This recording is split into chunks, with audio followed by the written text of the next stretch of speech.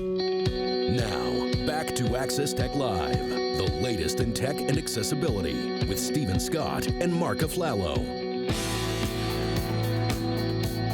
Hey everyone, welcome back to Access Tech Live. I am Stephen Scott, Marc Aflalo is with me, and last night, Wednesday night, was when we saw the announcements made, the winners announced, Marc, of the GAconf Awards, the Game Accessibility Conference Awards. As I say, the kids call it GAconf.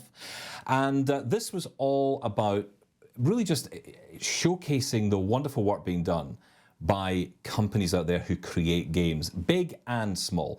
Now, Steve Saylor is known as the Blind Gamer. He was the host of the event. I caught up with him before the event to find out how the event was going to be planned, what we were expecting to learn. Steve Saylor, welcome to Access Tech Live. Thank you so much, Stephen. It's a pleasure to be able to be here. Fantastic. So tell us, for those who don't know about the Game Conference Awards, what is it all about? How does it work? And how did you get involved? So the Game Accessibility Conference has been a conference that's been going for several years now, run by Ian Hamilton and Tara Volker. They put together a conference because they realized that at places like GDC or Game Developers Conference, or there was like a lot of different conferences for game developers, but there wasn't really a lot for game accessibility. So they created this conference essentially to kind of bridge that gap, and then they realized that they actually can be able to, there's a lot of influence within the community, that we realize there's a lot of games that are coming out that should be celebrated with how much accessibility they're putting into the games. And so they decided like, hey, you know what, let's just make our own awards. And last year was the first attempt at it, and this is our second year doing it. And they tapped me to host it, and I was like, yeah, sure, like I'm totally down, because they were the ones that kind of gave me my first really official start in the industry, being able to connect with so many developers who were interested and passionate about accessibility. So it was a no-brainer to be able to collaborate with them and be welcome back to host it again for a second time. Yeah, you mentioned some great names there. Ian Hamilton, we had Tara Volker on the show recently talking about gaming. And, one question I like to always ask, because, this show is for a wide range of people, and a lot of people out there are not playing games. And, like me, for example, someone who didn't play a lot of games growing up, because I just, as I realized, and actually very similar to your story, realized it was because I couldn't, not because we were terrible at playing games. It was just that we couldn't do it. We just visually had that challenge. So, the question I often ask around this time of year is, how have things improved? And it seems that last time we spoke, you and I spoke over on Double Tap about this last year.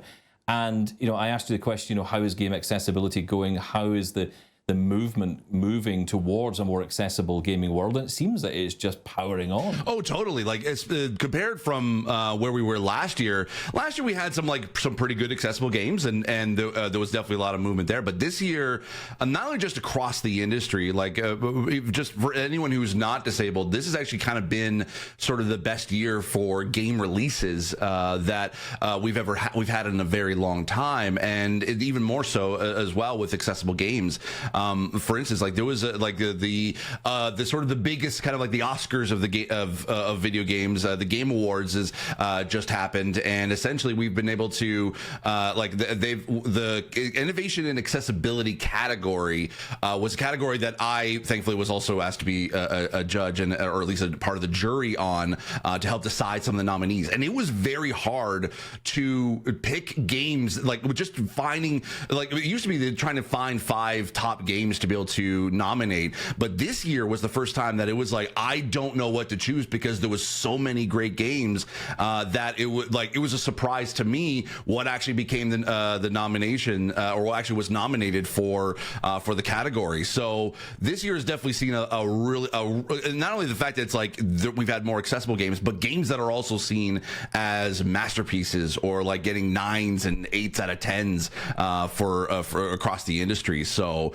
it's really cool to be able to see like just how big of a growth it's been just within the past year. Yeah, because that was going to be one of my questions. What's the game we should be looking out for this year? What's like the #1 game? Because I remember it was Last of Us everyone talked about, and then God of War Ragnarok was another one. There was lots of games that were coming out, or specific games coming out, that were kind of being pointed to in terms of excellence.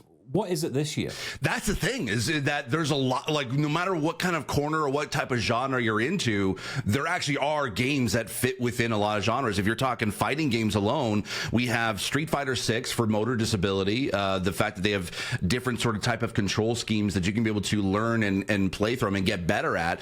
Then there's also Mortal Kombat 1 with its amazing blind accessibility it's built in, including nothing is more creepier and scarier and gorier than listening to audio described versions of the fatalities in Mortal Kombat. They're just as gross as they are visually.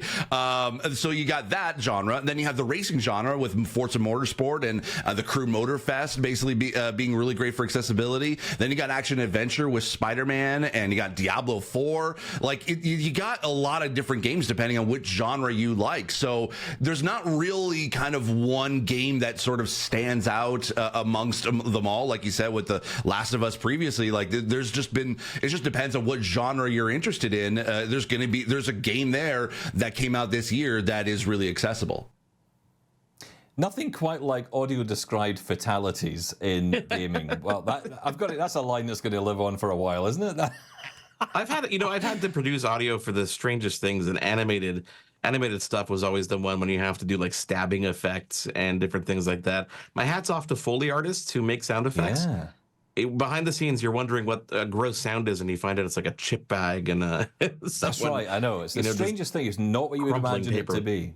Absolutely not. That was Steve Saylor, by the way. He was the host of the event that took place last night online. It's a virtual event and a fantastic opportunity to learn about the accessibility in gaming across many different companies, big and small. Now, one of the big winners on the night, and it may not be a surprise, and I mentioned it earlier, Forza Motorsport, which is, of course, just for me, I think just like such an exciting game. Of course, the great thing is there's accessibility tools in this for lots of different people, lots of different disabilities. And it has, of course, I think it was 3 categories, wasn't it? It won in?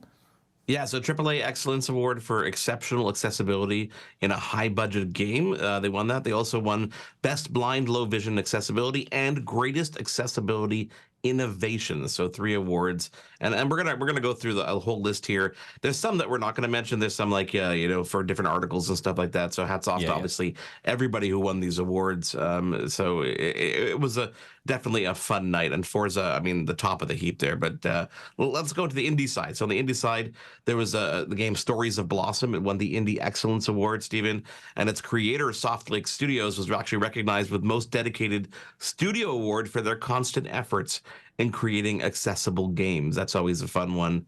Hi-Fi Rush won.